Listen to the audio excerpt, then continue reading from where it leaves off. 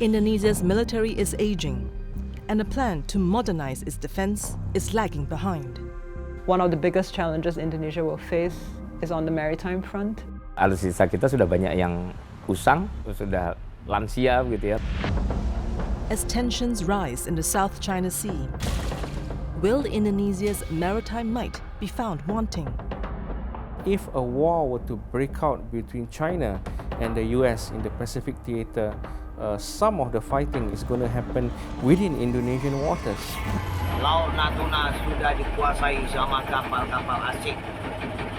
Kapal China, kapal Vietnam, jadi nelayan Natuna mau cari makan di mana lagi? Kalau di laut nggak jaya, nggak ada Indonesia lah. Adanya Indonesia ini kan di laut kita jaya.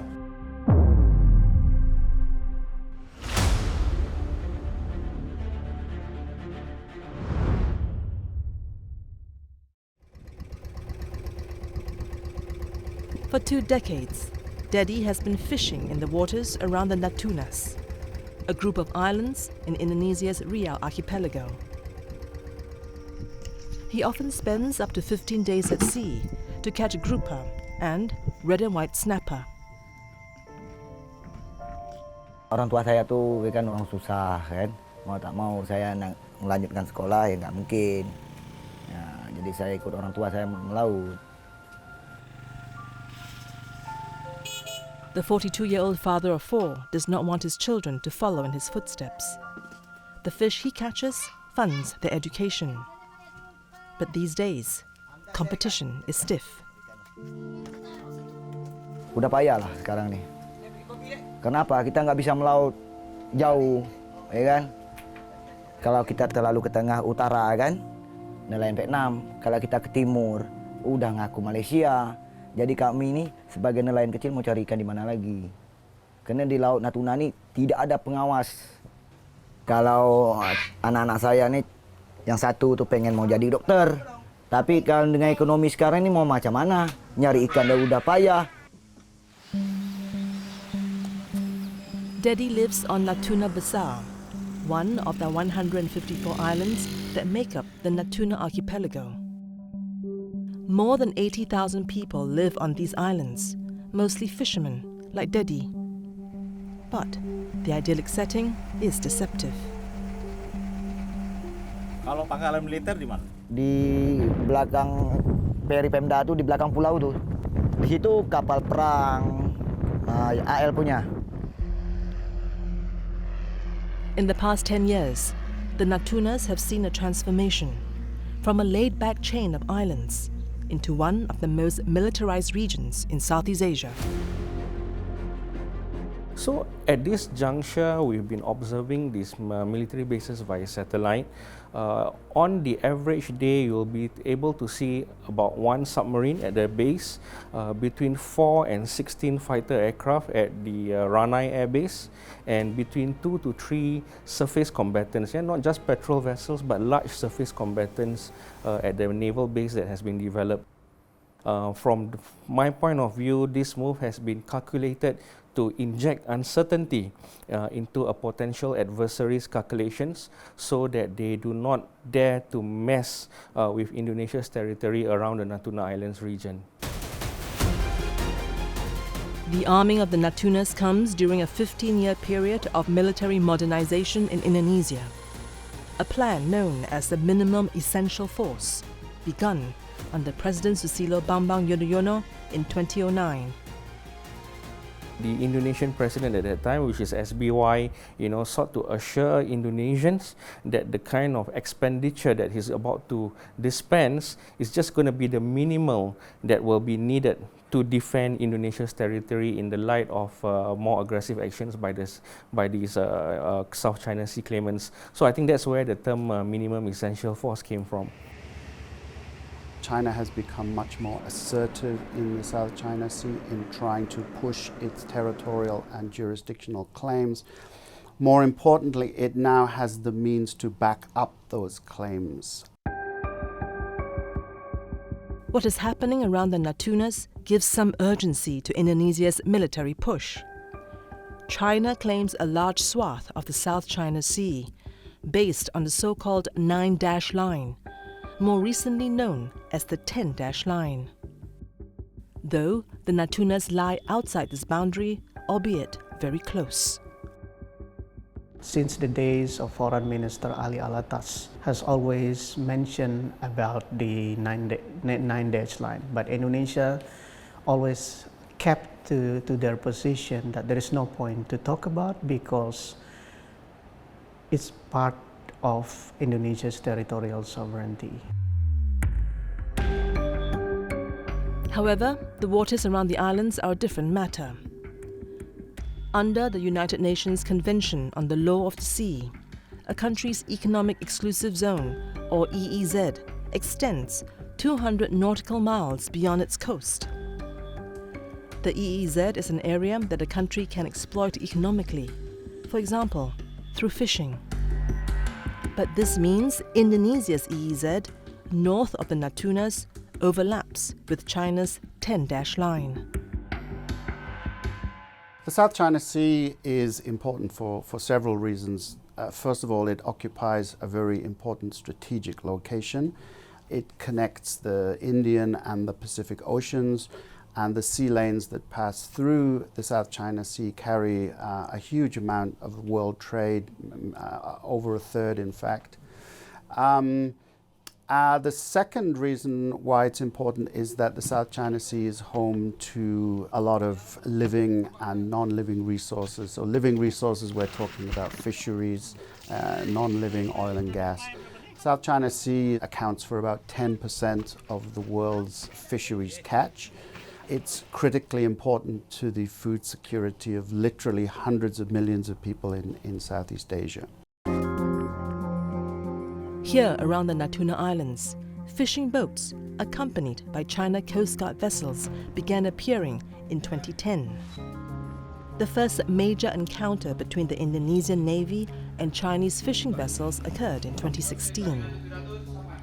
An Indonesian patrol vessel intercepted a Chinese fishing trawler and arrested 8 Chinese fishermen for illegal fishing. Illegal fishing is estimated to cost Indonesia around $3 billion a year.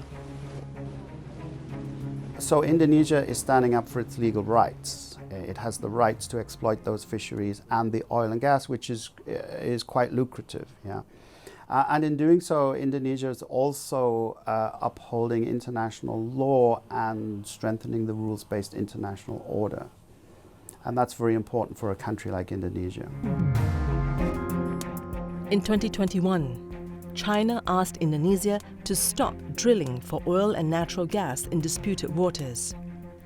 For a few months, Chinese and Indonesian ships shadowed each other around the oil and gas field, frequently coming within 1 nautical mile of each other. At the end of 2022, the Indonesian government approved a plan to develop the Tuna Block, part of the largest untapped natural gas deposit in the world, worth some $3 billion. As for Dedi, he's had 6 encounters with Chinese fishing boats and has been harassed by Vietnamese fishermen dozens of times.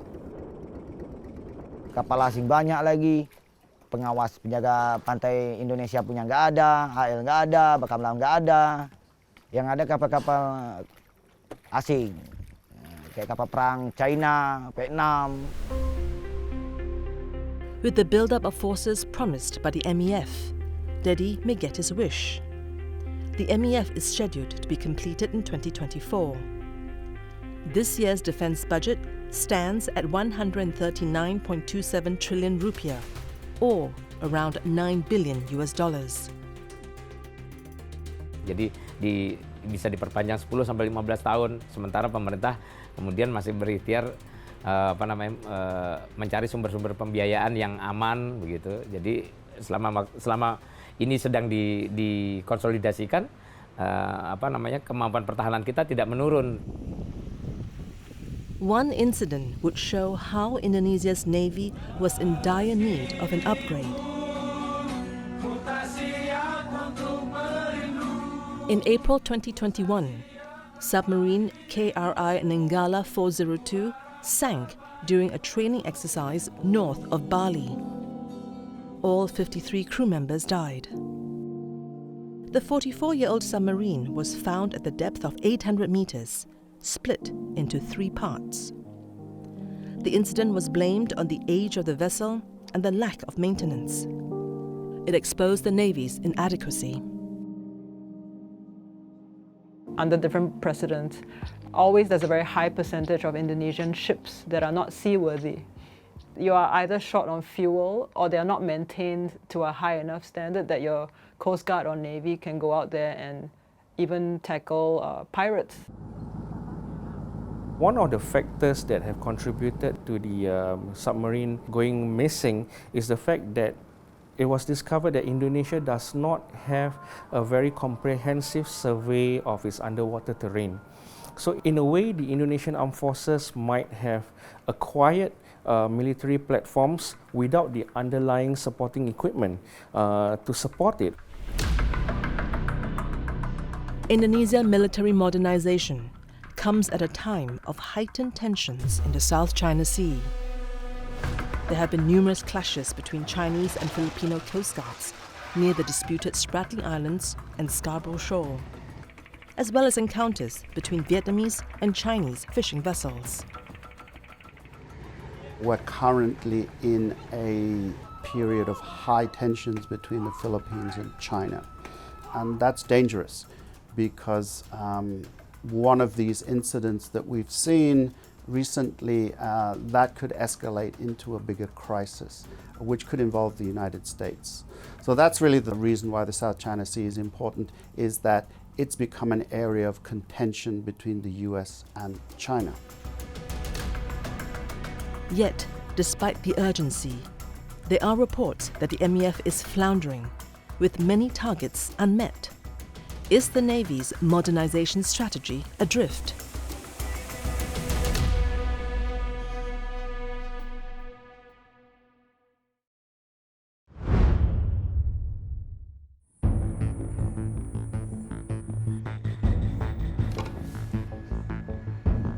Ever basis, where are you heading? Over.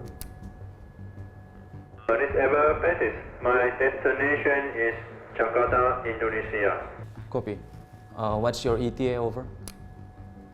My ETA to Jakarta is July 31, 0900 local time. Over. This is the main control room of the Coast Guard in Ranai, capital of the Natuna Islands. The Indonesian Maritime Security Agency, also known as Bakamla, monitors the movements of vessels around the Natuna Islands. Captain Ilham oversees the operation. Jadi memang yang jadi salah satu tugas di perbatasan yang memantau wilayah ZEE. Kurang lebih 315 kapal yang melintas, baik dari kapal kargo, kapal niaga, dan kapal-kapal perikanan. Di sini ada garis merah, ada garis biru. Garis biru adalah garis di mana yang diklaim oleh negara Republik Indonesia. Kemudian yang sudah diakui oleh negara tetangga adalah garis merah, di mana garis merah ini adalah garis ZEE, batas wilayah negara Indonesia, dan sudah diakui oleh negara tetangga. Bakamla is one of the 2 agencies that support the Navy to protect the country's waters. The other agency is the Directorate General of Marine and Fisheries Resources Surveillance, or PSDKP. The PSDKP has the authority to detain illegal fishermen and hand them over to the police for further investigation. Seized vessels are impounded here, in the agency's headquarters in Batam, more than 500 kilometers southeast of the Natunas. Jumlah kapal yang berada di bawah kendali Pangkalan PSDKP Batam ada 3 kapal pengawas, itu tipe kelas 2, ukuran 36 meter. Kemudian 2 kapal kelas 3, ukuran 28 meter. Bahwa tahun ini kita sudah melakukan penyidikan sebanyak 8 kasus. Di antaranya ada mungkin yang 2-nya ada di Anambas, di KII kita ada di satu, dan di sini rata-rata udah 6 kapal ikan asing itu berada, rata-rata ada dari Vietnam dan juga dari Malaysia. With just around 30 vessels each, Bakamla and PSDKP can only cover around 60,000 square kilometers, while Indonesia's total sea area reaches around 5.8 million square kilometers, including the EEZ. The Navy itself currently operates 243 vessels, far below the target of 274 set out in the MEF plan. Kendalanya sama ya, klasik tadi ya, keterbatasan anggaran, prioritas pemerintah, ya, problem akuntabilitas. A look at Indonesia's defense budget explains this shortfall. In the past 5 years, Indonesia's defense budget is roughly $9 billion, less than 1% of its GDP. Proportionately, it ranks lower than many of its ASEAN neighbors in military spending. Sehingga selama ini prioritas anggaran pemerintah ya jarang sekali ya menomorsatukan pembangunan pertahanan. Lebih banyak di prioritasnya di infrastruktur, pendidikan dan yang lain gitu ya, pertahanan. Indonesia's defense budget is very low. It actually shouldn't be that low. Even just for benign reasons, right? Any country that wants to have an effective functioning military should allot about 2 to 4% of its budget to defense. China has a much larger navy and a much larger coast guard than Indonesia, so the Indonesians are outnumbered and outgunned. China spends $300 billion on defense, Russia $100 billion. Even Singapore, which is a much smaller country, spends over $13 billion on defense last year. When he first came to power in 2014, President Joko Widodo laid out a vision for Indonesia to be a global maritime fulcrum. It was a civilian military strategy for Indonesia to raise its profile as a maritime nation. It harkens back to Indonesia's past glories as a regional sea power in the 1960s under first President Sukarno. Jadi kejayaan Angkatan Laut, jumlah kapal perselam sampai 12. Apakah tidak sebanyak yang dulu? Ya, tidak sebanyak. Apakah itu anak tiri? Bukan. Karena memang tergantung politik hukum, tergantung prioritas. Nah, mungkin sekarang kalau kita melihat pembangunan ekonomi sudah sedemikian bagus, maka sekarang bagaimana kita membangun militer. Nah, militer kenapa di laut? Karena Indonesia ini terdiri dari pulau-pulau. 69-year-old Solomon Ponto graduated from the Naval Academy in 1978. He was the head of the Armed Forces Strategic Intelligence Agency before retiring in 2014. Kalau di laut nggak jaya, nggak ada Indonesia lah. Adanya Indonesia ini kan di laut kita jaya. Bagaimana kita bisa menyatukan pulau-pulau ini di dalam satu kesatuan Indonesia, karena di laut kita harus bisa menjaga laut ini tidak dimanfaatkan oleh orang lain, kan?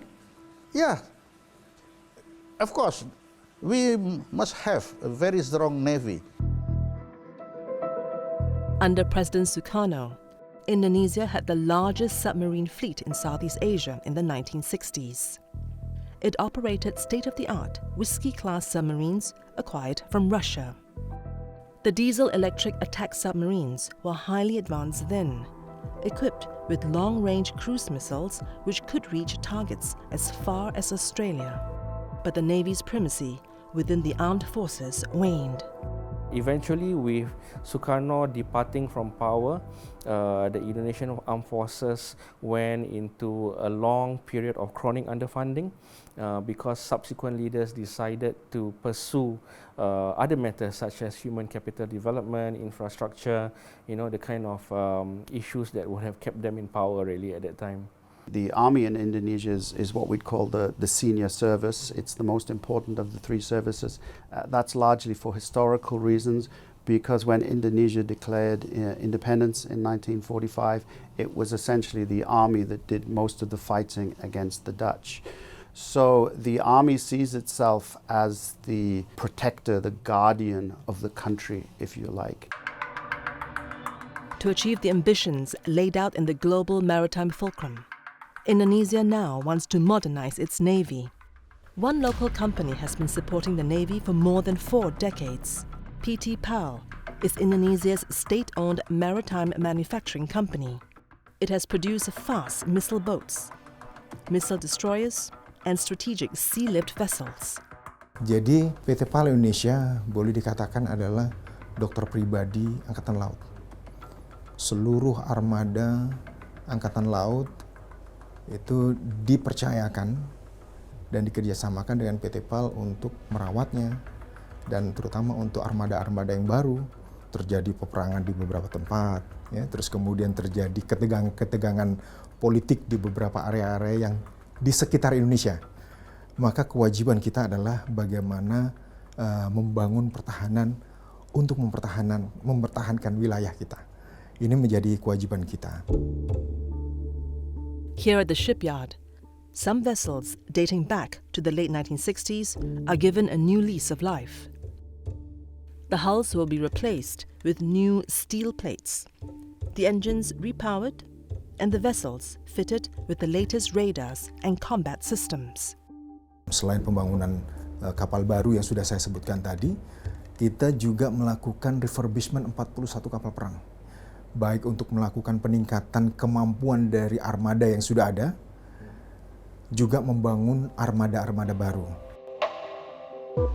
One of the company's main achievements is the Makassar-class 124 meters landing platform dock, or LPD. Korean designed and Indonesian built, it is used to transport troops for amphibious landings. One, which was built as a hospital ship, was sent to Gaza for medical support in the war between Israel and Hamas. Nah, untuk kapal rumah sakit ini memiliki keistimewaan. Ada 19 bangsal untuk UGD, kemudian ada 98 bangsal, dan secara keseluruhan ini bisa memuat sampai 160 pasien. Ini akan sangat bermanfaat, bukan hanya pada saat posisi perang, bukan saat kondisi perang, tetapi ketika kita ada di daerah-daerah yang mengalami ketika bencana alam dan sebagainya. But despite the work done at PT PAL, Indonesia's military modernization is still far off target. The deadline for the minimum essential force plan looms. It's supposed to be completed by the end of President Jokowi's term in October. Yet the Air Force, Army, and Navy have only met 51%, 60%, and 76% of their targets respectively. Analysts say that for the MEF to have succeeded, Indonesia's military spending needed to be much higher, between 1.5 to 2.5% of GDP. Ada juga kekhawatiran kalau belanja pertahanan itu ditingkatkan menjadi lebih dari 0,8 atau bisa menembus angka psikologis 1% dari GDP, itu ada kekhawatiran kalau problem akuntabilitas ini tidak diselesaikan, anggaran belanja yang cukup besar itu kemudian tidak digunakan secara efisien dan efektif, ya, karena problem tadi ya, problem akuntabilitas, sehingga bisa berpotensi menyebabkan fraud dan sebagainya yang kira-kira justru nanti ya apa yang ingin dicapai dengan belanja lebih besar justru tidak tercapai. But soon, Indonesia will have a new leader. Defense Minister Prabowo Subianto will be inaugurated as the country's next president in October. With a military man at the helm, will the modernization of Indonesia's armed forces finally pick up steam?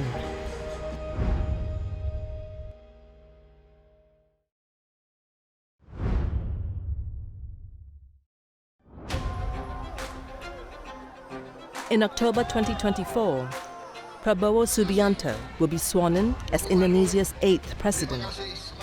He won the country's presidential election in February by a landslide, garnering almost 59% of the vote. Earlier this year, he was granted the rank of Honorary 4-Star General by President Joko Widodo. Prabowo Subianto jelas menegaskan bahwa dia berkomitmen untuk meningkatkan anggaran pertahanan secara bertahap.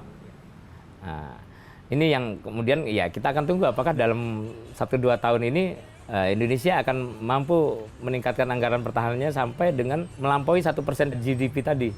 Mengingat logika berpikir seorang militer itu selalu dia mengamankan dari ancaman.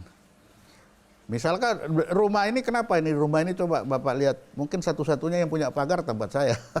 Yang lain kan nggak punya pagar. Ya bagi mereka mungkin pagar itu tidak penting, tapi bagi saya pagar ini penting. As Defense Minister, Prabowo embarked on a series of defense equipment purchases. Among the deals Jakarta recently signed or agreed to is the purchase of 42 Dassault Rafale fighter jets from France and 24 Boeing F-15EX fighters. Also in the pipeline are 6 frigates and at least 2 submarines. Memang alutsista kita itu sudah banyak yang usang, banyak yang sudah ketinggalan zaman juga ya. Kalau modernisasi tidak dilakukan, yang ada kan kesiapan kita berkurang. Karena ancamannya terus berkembang ya. Calon Presiden nomor urut 2 Bapak Prabowo Subianto. Yet, during a televised election debate in January, Prabowo was criticized for his plan to procure used military equipment, including a fleet of French Mirage 2000 fighters from Qatar.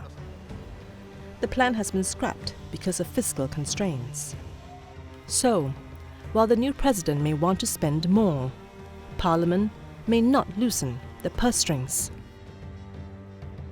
As a defense secretary, he went on a shopping spree around the world, buying fighter jets and submarines and all kinds of other things, some of which the government actually couldn't afford to buy, and that led to delays and cancellations. Prabowo was writing checks that the government couldn't cash. One of the challenges he's facing is that he also came on board into the leadership position with the promise of developing human capital. For example, you were to see during his campaign trail and how he promised free food for the Indonesian children, which is going to cost a lot from the national budget. Yeah, so I think that's one of the challenges that he's facing, having to balance the promises that he made while he was campaigning for president and the outstanding requirements of the armed forces. Late last year, Finance Minister Sri Mulyani announced a 20% increase in defense spending through the end of 2024. $25 billion will be used to upgrade Indonesia's military hardware.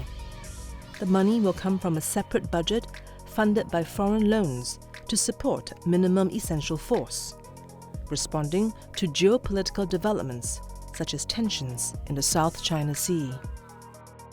Despite the increase, the defense budget for the 2 5-year periods from 2024 to 2034 is unchanged at $55 billion.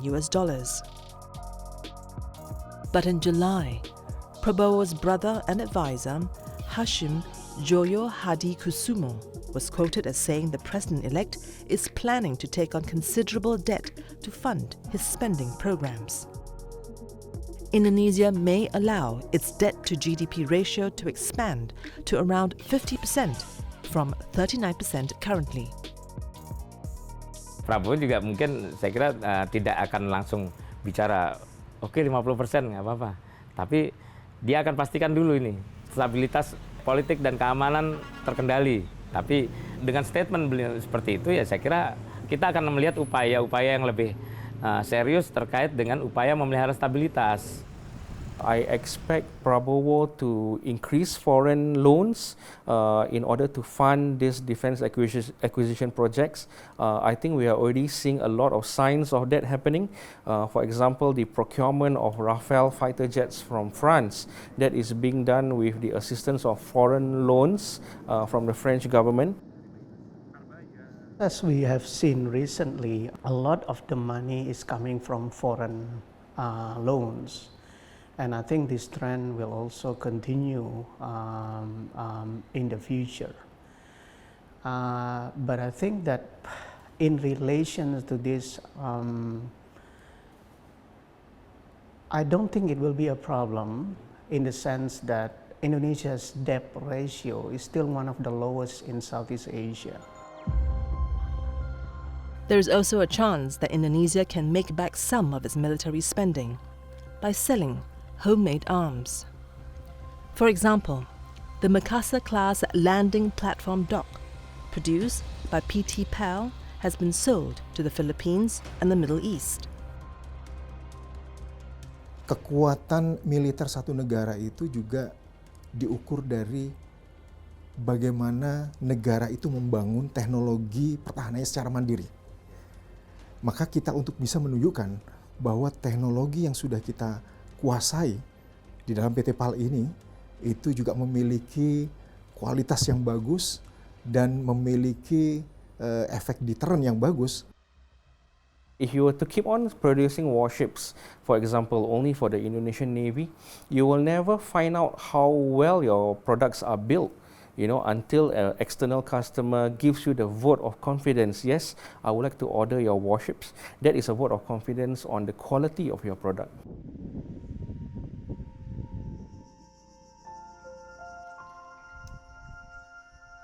Back in the Natunas, more and better patrol vessels will be a welcome sight among fishermen like Wahyudin. He has been fishing around the Natunas for 28 years. Kami iri, pas kami kemarin itu ketemu nelayan asing, dia dikawal Coast Guard dia. Dikawal Coast Guard. Kami kan ngeliling juga, kami kira itu penjaga pantai Indonesia, bukan, lain bendera dia. Seharusnya kami yang memiliki orang Indonesia asli, bekerja di kami sendiri, seharusnya kami dikawal kayak gitu juga. Minimalnya kalau macam KRI itu minimalnya 1 bulan itu 4 kali itu bagus untuk mengusir nelayan asing. Saya yakin nanti dengan kehadirannya Bapak Presiden baru, Bapak Prabowo, yang sudah juga memahami dengan kondisi Natuna, kemudian beliau juga dari TNI, tentu akan lebih memperkuat lagi. Saya pikir demikian. Kami dukung sepenuhnya. There is another front that Indonesia is keeping an eye on. Off the coast of Aceh, on the northern tip of Sumatra, the Indian Navy is increasing its presence in the Andaman Sea. Fokus media-media lokal kita lebih banyak bicara soal Natuna gitu kan, sehingga kemudian kesannya seolah-olah Andaman dikesampingkan, padahal saya kira sama ya, upaya menggelar kekuatan di Andaman juga dijalankan, meskipun juga ini juga berjalannya memang tidak seheboh yang terjadi di Natuna. Saya kira Indonesia juga memetakan potensi ancaman di perairan Andaman itu ya, dan saya kira juga upaya yang seperti dilakukan di Natuna juga akan dijalankan dalam konteks di perairan di Andaman ya. So the reason why the Indian Armed Forces have been militarizing this string of islands over the past decade is for 2 reasons. Number one, they are getting increasingly concerned about the movement of Chinese vessels.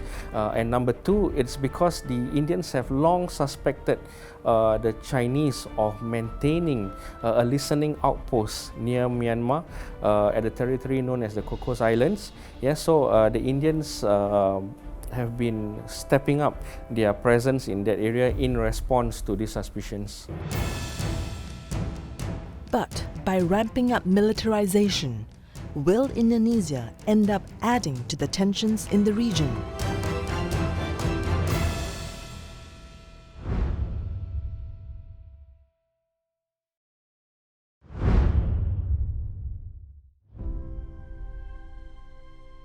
The port of Sunda Kelapa in Jakarta.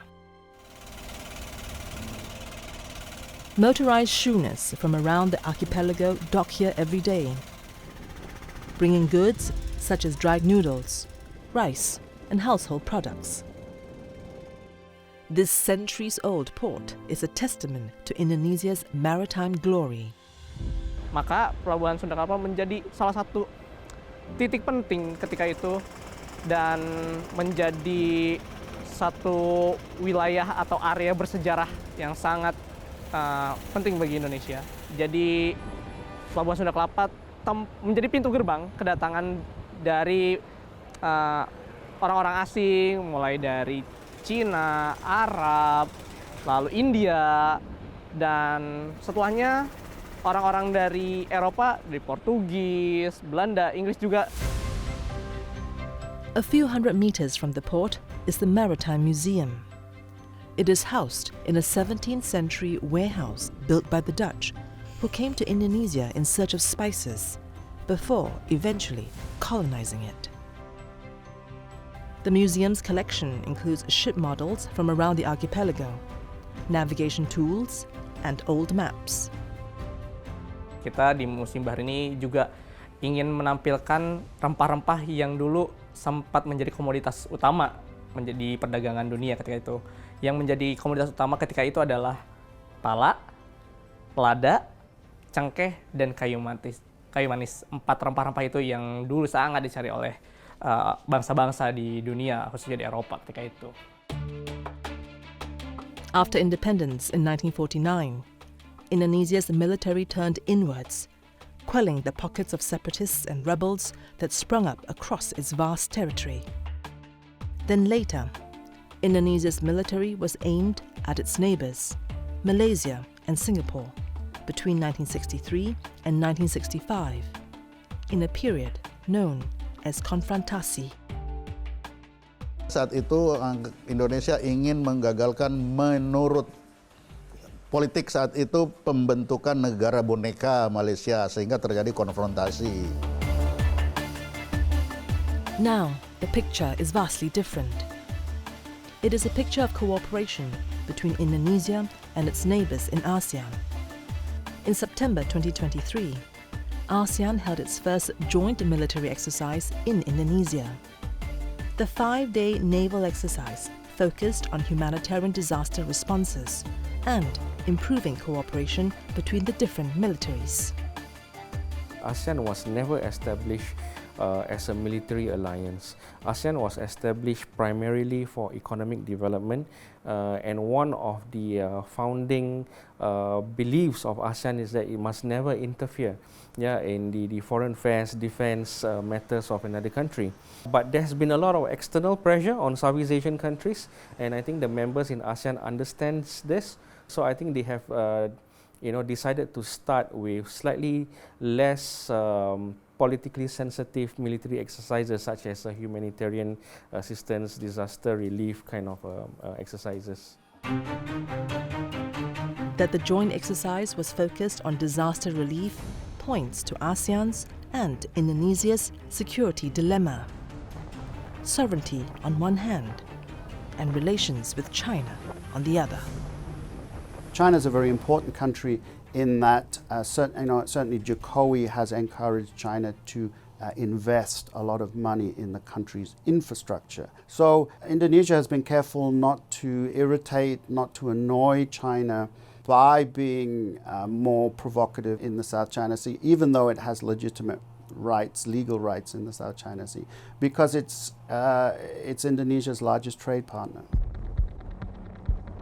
Indonesia aims to export goods worth $70 billion to China in 2024, up from $60 billion in 2023. China funded the first high-speed train project in Southeast Asia, linking Jakarta with Bandung.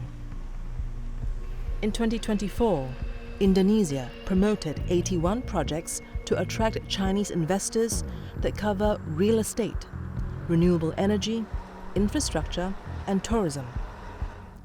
Total investment required for these projects is estimated at $14.7 billion. So this is what Jokowi has been doing. This is what Prabowo will have to do as well. I think they will pretty much follow the same. Prabowo will pretty much follow the same policy as Jokowi, not trying to provoke a confrontation with China, but asserting the country's legitimate and legal maritime rights. ASEAN and China have been working on a code of conduct for the South China Sea for over a decade to reduce tension. Here, there's still no agreement due to the complex relationship between ASEAN and China. Part of the blame lies with ASEAN itself because there's no consensus among the 10 member countries. Remember, ASEAN is composed of 10 countries, some of which have disputes with China in the South China Sea, some of which don't have disputes with China in the South China Sea, and they don't think that they really have a stake in this dispute. So arriving at a consensus has always been a challenge for the ASEAN countries. Meanwhile, Prabowo, as Defense Minister, has already embarked on the next phase of military modernization. He launched Trident Shield Nusantara program in 2023. It's an extension of the current modernization program with an emphasis on combined arms between the Navy, Army, and Air Force. It's not only about air, land and sea battlefield, but also there is also cyber and space. So the emphasis on Trident Shield of Nusantara will be the development of these integrated joint warfare capabilities. So it will be a 25-year program, and hopefully this is a very important period for Indonesia as a nation, because we are now moving in the phases from the arms modernization program towards the development of defense investment towards the end goal of 2045, which is defense transformation. And even though it is not a claimant in the South China Sea dispute, should conflict break, it will happen in Indonesia's backyard.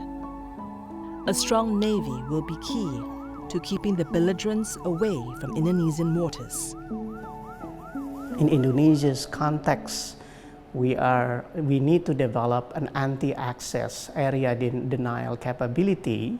Anti-access and area denial capability is the capability of the military to deny an adversary to enter a strategic important zone in Indonesian archipelago. If a war were to break out between China and the US in the Pacific theater, some of the fighting, if not a majority part of the fighting, is going to happen within Indonesian waters, because of how the positions of the hotspots are based in the South China Sea. So I think Indonesia understands this.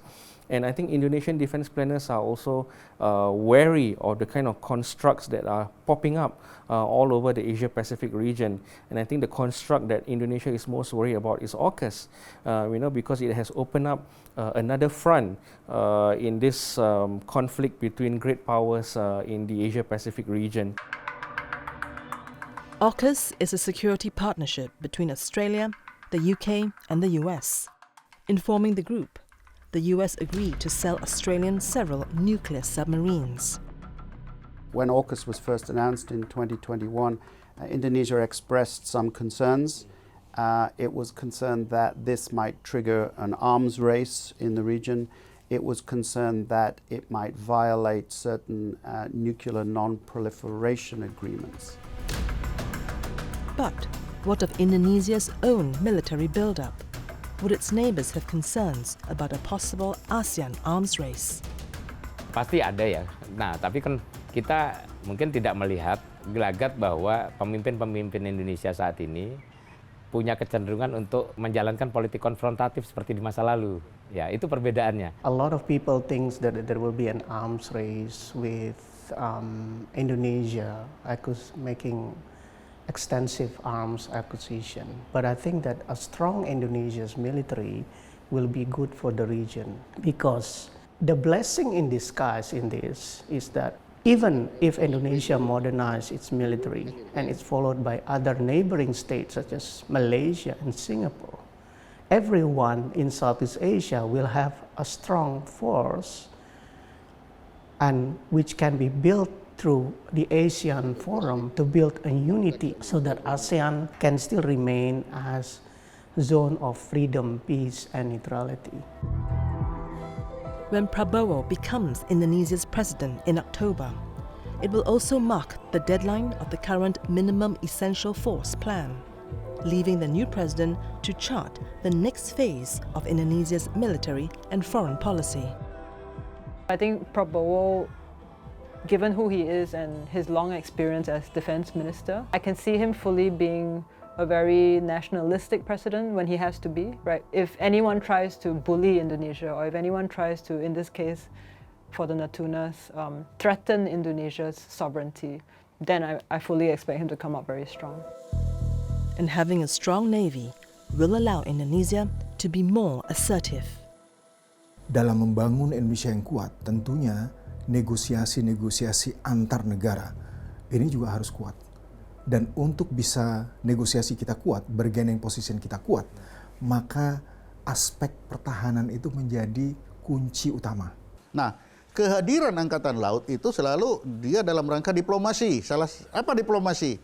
Diplomasi itu gunboat diplomasi. You do my will. Nah, makanya memperlihatkan ini loh, aku punya ini, kalau you do my will. And here in the Natunas, asserting Indonesia's sovereignty would mean more bounty for fishermen like Dedi. Laut Natuna Utara ini kan laut yang paling ujung dari Indonesia. Tolonglah dijaga. Karena kekayaannya kan banyak di laut sana kan. Macam ikan, jenis-jenis ikan. Tolonglah dijaga. Enggak usah sampai 24 jam lah. Sebulan 2 kali lah, syukurlah kami sebagai nelayan ini. Berarti ada yang jaga kami di laut sana kan. Kami pun kerja tenang. Kalau macam ini macam mana kami mau kerja?